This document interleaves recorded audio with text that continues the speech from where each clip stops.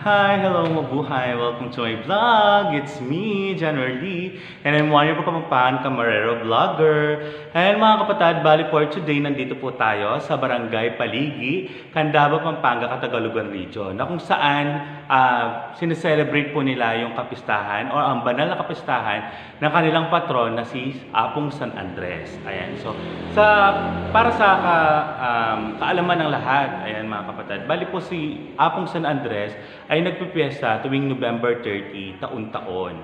Na kung saan si Apung Andres ang kauna-unahang apostol na kinuha o pumasok sa ni Jesus. Dati po si Apung San Andres ay isa sa mga alagad or sumusuyo kay San Juan Bautista.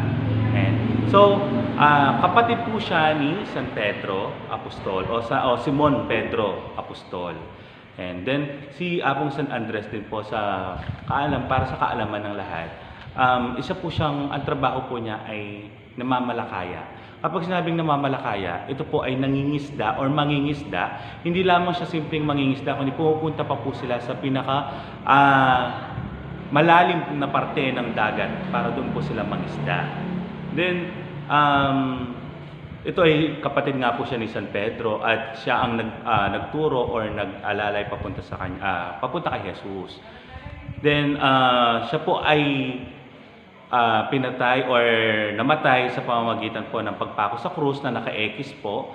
Pero siya ay pinahirapan ng 7 sundalo hanggang ito ay mamatay. Bali mga kapatid, ang iconography po ng Apung San Andres, ito po ay ang kanyang ekis na krus o ang tinatawag nilang Cruz de Acusata. Ayan, yung naka-ekis na nandiyan po sa likod niya.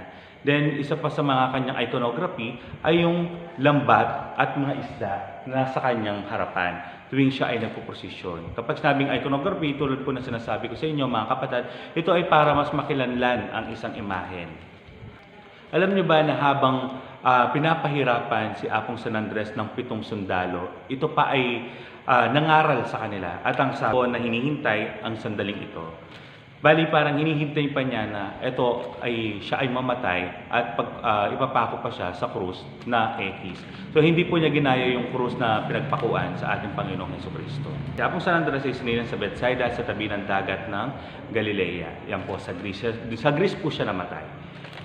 So nakikita po ninyo ngayon, ito po ang isa sa mga patron ng Barangay Paligue, Bahay Pare, Candaba, Pampanga, Catagalugan Region. Na kung saan makikita po ninyo, detalyado po ang pagkakagawa po sa kanya. Siya po ngayon ay nakaandas. Kakatapos lang po ng prosesyon, actually, hindi lang po natin siya naabutan. Pero maganda po at isinakay po siya sa pick-up, parang ganun, sa sasakyan. Kasi parang hindi siya totally prosesyon, parang motorcade siya sa kanilang barangay, dito sa Barangay Paligue, Candaba, Pampanga. Ano nga bang misyon ng isang apostol? Ang misyon ng isang apostol ay ipakalat ang magandang balita na galing kay Jesus.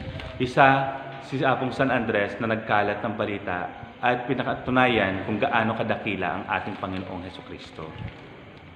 Ayan mga kapatid, bali natunghayan ninyo ang maikling kasaysayan ni Apung San Andres YouTube channel. Don't forget to like, share, and subscribe. Then comment down below mga kapatid kung ano pa ang gusto nyong i-vlog ko sa inyo. Then follow me to my Instagram, to my Twitter account. It's Jesse Samson, JHESSIESAMSON. Then add me to my Facebook account. It's January. And then, thank you so much po sa lahat po ng mga nagsusubscribe, nagla-like, nag-share ng aking YouTube channel. Thank you so much po sa lahat po ng mga kamarero all over the Philippines, lalong-lalo na po ang mga batang kamarero all over the Philippines, lalong-lalo sa mga taga Cebu, Tuguegarao, Palawan, Pampanga, Bulacan. And thank you so much po. Ingat po always and God bless us all. Ingat po.